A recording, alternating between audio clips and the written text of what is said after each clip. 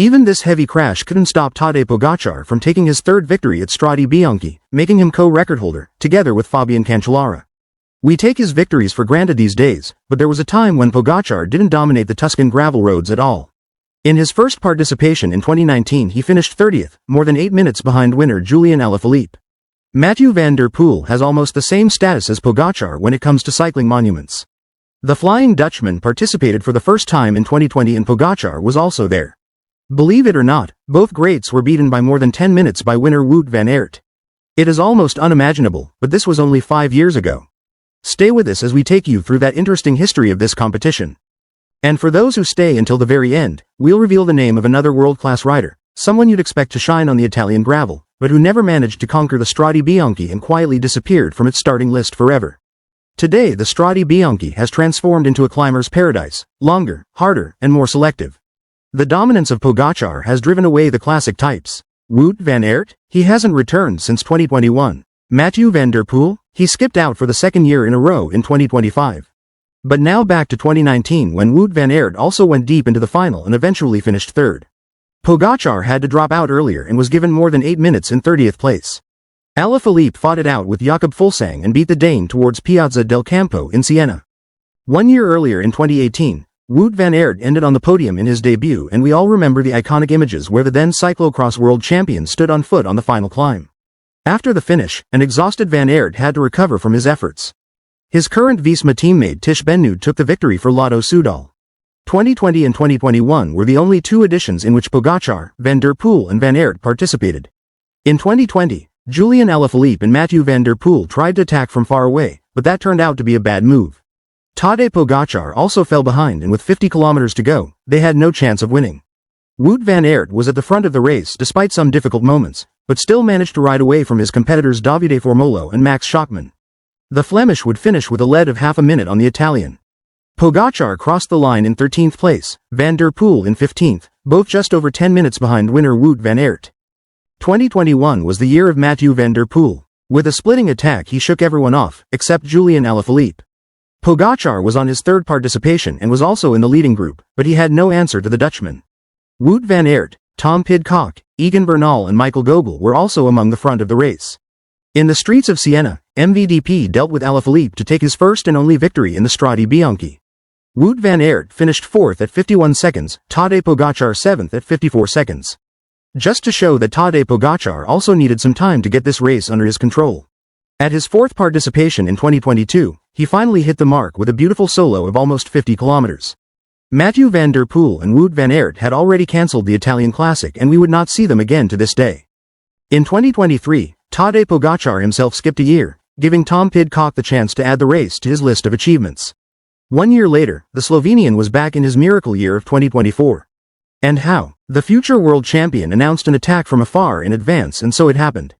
With a magnificent solo of 81.1 kilometers, Pogacar won the Strade for the second time. It was also the year that the organization decided to make the race another 30 kilometers longer to 215 kilometers, more climbing and more gravel sections.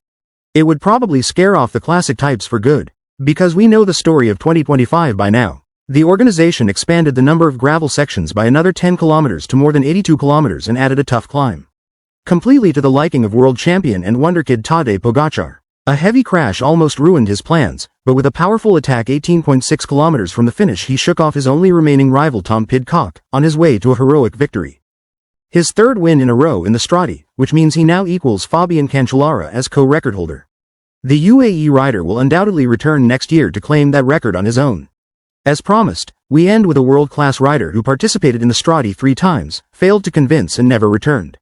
It is Primož Roglič. In his debut year in the World Tour in 2016 with the provisional team of the current Visma Lease bike, he finished 74th at almost 25 minutes.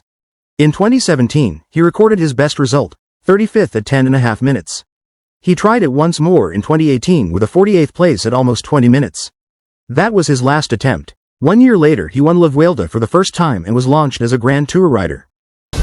For me it was good fun because I was able to go in the front on the gravel sections using a little bit skills, and I was definitely not afraid compared to some others, so I had a nice day. We're only 30 minutes after the finish, so it's difficult to think about that, but maybe next week I will realize more.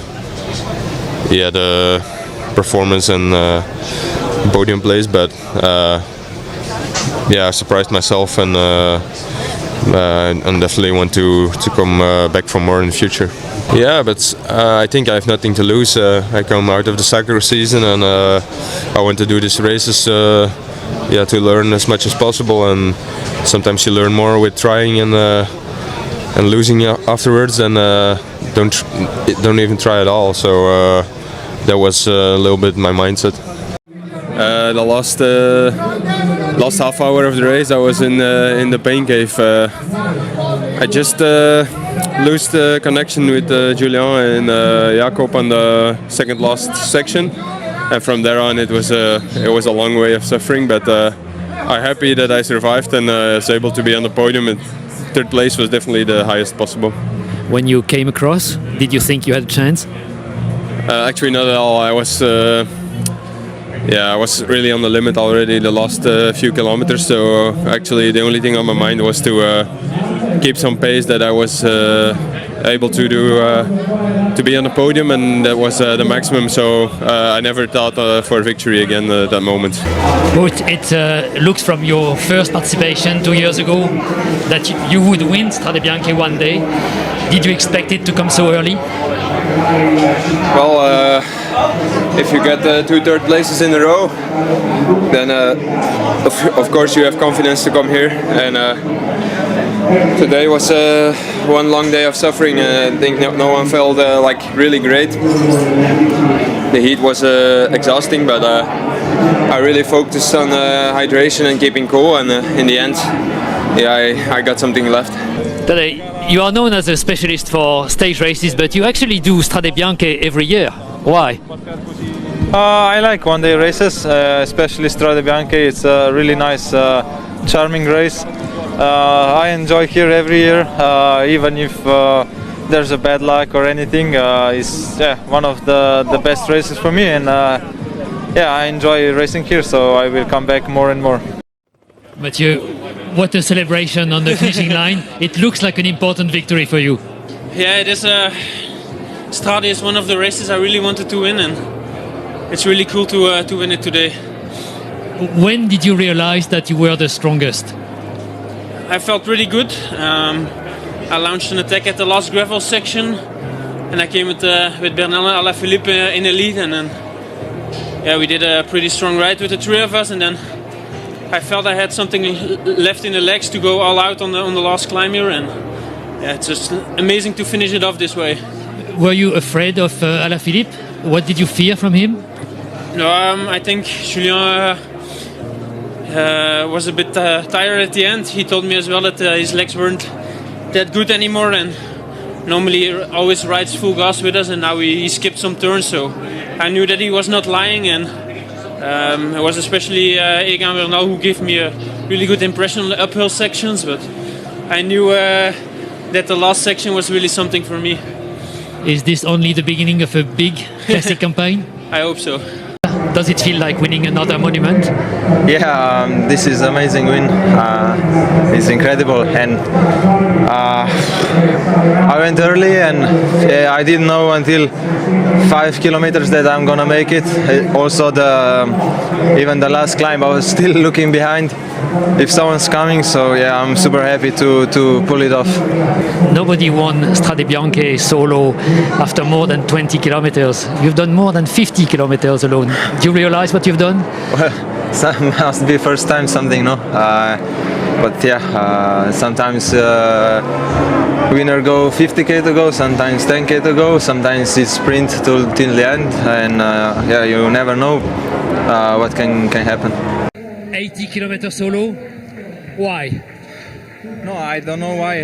The race was really fast from the start, and it was already quite selective super early. I don't think anyone expected that, and we come to the Santa Maria, was like hailstorm, was really tough condition, and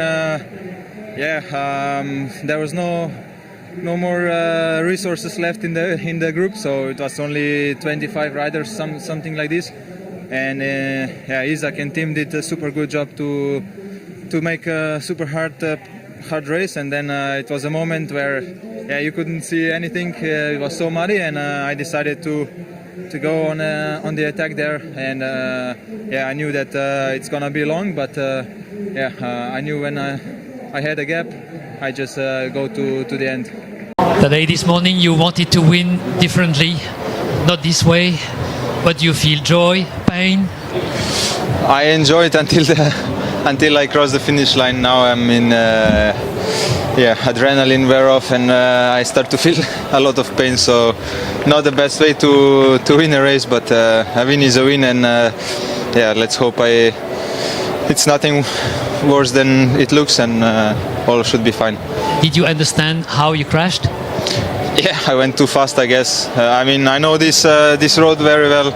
I rode it like already now 20 times for sure in my life, but sometimes you misjudge, and I don't know. I just slip, and shit happens. And as a third-time winner, you will have one sector to your name. You're Great. making history. Great. Thank you. Thanks. Thanks for watching and stay tuned at our channel Cycling for cycling.stats.